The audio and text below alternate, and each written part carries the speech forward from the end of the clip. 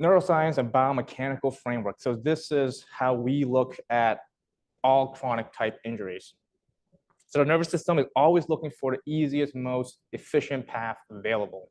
It's kind of like your GPS. It's just going to look at data on traffic and give you the best way to get there. Now, what are past injuries to traumas? I like to call them roadblocks or detours. Like if the highway's closed, your GPS will still need to find a way to get to work. So it'll bring you down to these side roads, and it'll bring you down to maybe more unpleasant path, a little bit longer, but it still gets the job done. And because it still gets the job done, your nervous system is happy because you got from A to B. Outcome matters.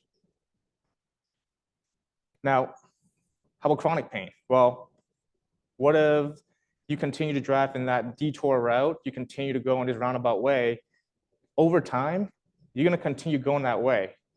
The issue that we come across with chronic pain is that the GPS have failed to update.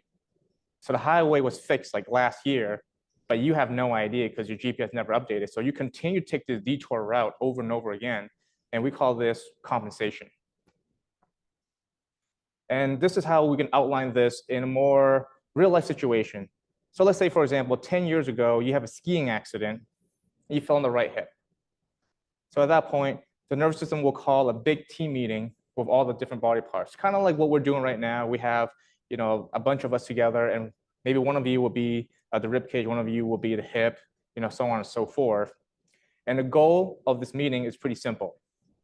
You want to protect the right hip, but still allow the body to keep surviving somehow. So what is the strategic plan? What's the best strategy to offload the right hip? So maybe we'll do a right hip hike. Bring the right hip up a little bit. And now once we have the right hip going up, we might have to side bend over this way. Well, that doesn't look right because we're not going to walk around with our body tilted to the side. So we're going to have to right side bend our rib cage back to center. And when we do that, our head is going to be shooting off to the right, but that doesn't look right. So now we're going to turn our head back to the center this way. And then the right foot and the left foot pressure, that's going to start changing.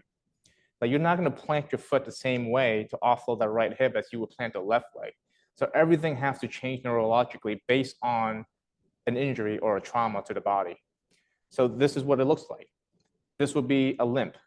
A limp is not something we have to teach someone how to do. They just simply do it. It's ingrained in us through evolution.